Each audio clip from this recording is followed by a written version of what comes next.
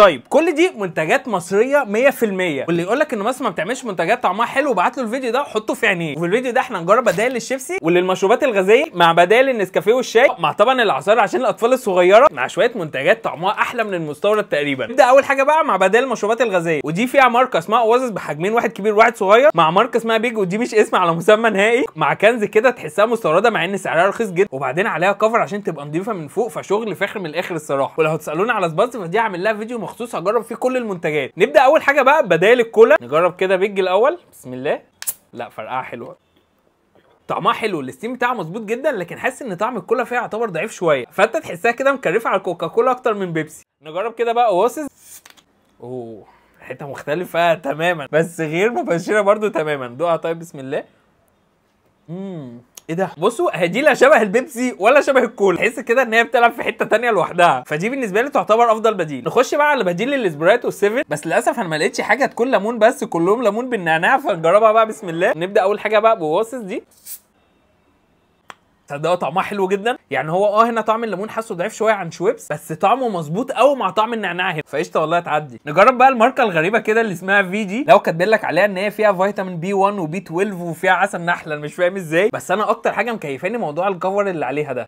لا حلو جدا يا جدعان، يعني انا سمعت كلام كتير عن ان التخزين ممكن يخلي البتاعه دي تتوسخ والناس تشربها يتنقل لهم ميكروبات وحاجات كتير يعني، فيعتبر ده حل مثالي، اتمنى كل الشركات تعممه يعني. ندوقها. اوبا يا نهار ابيض، دي انفجرت دي انفجرت.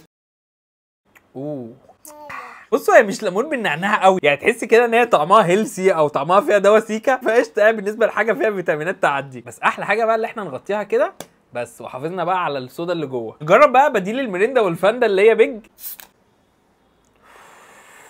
بقى انا مش عارف ليه بس حسيت ان نفس ريحه الفيتامين سي بتاع البرد. ندوقها طيب. بسم الله وربنا يستر. بسم الله.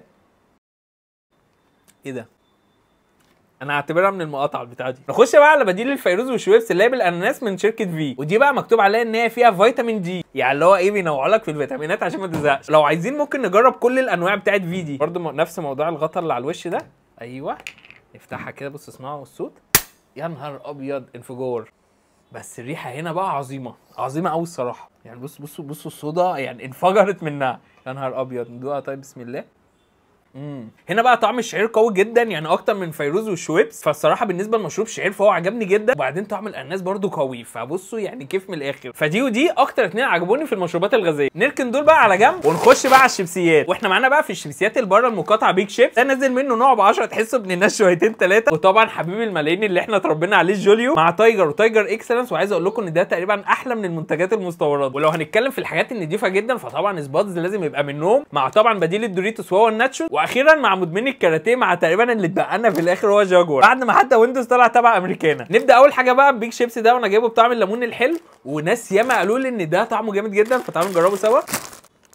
ريحه حلوه جدا. بالنسبه للكميه اللي جوه فهو الصراحه يعتبر فاضي شويتين، بس لو تاخدوا بالكم فالشيبسي مليان طعم لحد اخره. دوقوا طيب. بسم الله. بصوا ككواليتي شيبسي فهو ما يقلش حاجه عن الشيبسي العادي، اما بقى كطعم فطعم الليمون الحلو ده علامه يا جدعان، انتوا لازم تجربوه. نخش بقى على النسخه بنت الناس من بيج شيبسي اللي هي المفروض كيتل كوك، وده المفروض مكتوب عليه ان هو اقل 25% من الدهون، وده المفروض بثلاث اطعمه، بس انا لقيت منه اللي بالملح والخل. افتحوا كده طيب. بسم الله. ريحه الخل قويه جدا، وده الصراحه مليان كميه محترمه. ده كده شكل الشيبسي، طعمه حلو قوي يا جدعان، يعني طعم الخل واضح، وبعدين ما حسيتش ان هو شيبسي هيلسي وبتاع، فعجبني جدا. نكمل بقى في الحاجات الهيلسي مع سباتس، وده المفروض كرافت كوكت مش كيكتل كوكت، يعني انا مش فاهم ايه الفرق ما بينهم، يعني الناس تقول لي في الكومنتات، بس الاغرب بقى من ان هو كرافت كوكت ان هو بطعم الوركشستر صوص، انا مش فاهم ايه البتاع ده. دوق طيب. بسم الله. اوبا. حلو قوي الريحه، وده كده الشكل بتاعه، والشيبسات تحسها بنت ناس جدا في نفسها، يعني تخينه كده ومتروق عليها في الطعم. ندوقها طيب. بسم الله. ده احلى قرمشه شيبسي انا دقتها لحد دلوقتي في المنتجات المصريه، وكطعم الوركشستر بتاع الغريب ده الصراحه فهو عالمي. يلا بينا بقى على اللي بعده، هو التايجر ابن الناس اللي هو اسمه اكسلنت، والكيس ده المفروض سعره 10 جنيه، بس بصوا المنظر والجمال والحلاوه يا جدعان، يعني ده انا ما عنديش مشكله ادفع فيه 10 جنيه. عالمي يا جدعان والله يا جدعان، مصر بتعمل حاجات احلى من اي منتج مستورد. تحفه تحفه. ولو انتوا بقى تسالون عن بدائل الدوريتوس فاحنا معانا الناتشوز وجاكور بشكل الدوريتوس، يعني بصوا ده كده شكل الجاكور، وده المفروض كاراتيه عادي، اما بقى الناتشوز فهو تقريبا نسخه من الدوريتوس. دوق كده جاكور. حلو والله كقرمشه، وبعدين طعم الليمون الحلو ده عالمي برده يعني، عجبني جدا هنا. جرب بقى الناتشوز، وانا عايز اقول لكم ان انا من ساعه ما نزل الناتشوز ده وانا تقريبا بجيبه بدل الدوريتوس من زمان، لانه عجبني جدا، وبالذات طعم الجبنه الناتشو ده عالمي. ده عالمي، انتوا لازم تجربوه. واخيرا بقى مع بديل الشيتوس هو شيبسي الطفوله بتاعنا الجوليو، وده برده نازل منه بتاع 200 طعم كده مختلف، بس انا بحب جدا طعم الفلفل الحلو الصراحه. فكده بقى شيبسيات، نخش على اللي بعده، وهي بدال النسكافيه والشاي. ومعانا في الشاي الاكيد مصري 100% العروسه والورده. انا بالنسبه لي بحب العروسه جدا يعني، دي ارشحها باكتساح. اما بقى بالنسبه لبدال النسكافيه الاثنين في واحد والثلاثه في واحد، فاحنا معانا مصري كافيه وبريك وعلي كافيه. ولو انتوا بقى كيفه نسكافيه بفليفر والحاجات دي كلها، فممكن تجيبوا بريك باي فليفر هيعجبكم جدا. وانا بالنسبه لي لو ارشح حاجه في الكلاسيكيات واللي سعرها رخيص، فاقول لكم ان مصري كافيه عالمي جدا، لدرجه ان انا منزل له ستوري من مده على انه جامد جدا وينافس بشده. للاسف بقى دلوقتي اكتشفت ان ابو عوف مش معانا، ف 60 داهيه. نخش بقى على اخر حاجتين معانا اللي بيحبوهم الاطفال كلهم، هم العصاير والبسكوتات كمان شويه. واللي اكتشفت بقى ان مصر دوله منتجه في العصاير بشكل مش طبيعي، يعني تقريبا كل البراندات بتاعت العصاير اللي طعمها حلو موجوده معانا، بدايه من الفروتي اللي هو يعتبر بديل مثالي للتانج، بس ده بيبقى محتاج سكر بس برده نص السعر، فقشطه جدا. بالنسبه بقى للعصاير فالحمد لله جهينه معانا، وشركه دومتي كان من بدايه الشركات اللي بتدعم القضيه، فدي حاجه تتحسب لها جدا. وبالنسبه لبخيرو فهو تبع جهينه، وبيتي يعتبر كويس. طب طبعا الاثنين نفس الشركه اللي هي جهينه، يا ترى بقى في فرق في الطعم؟ تعالوا نكتشف سوا.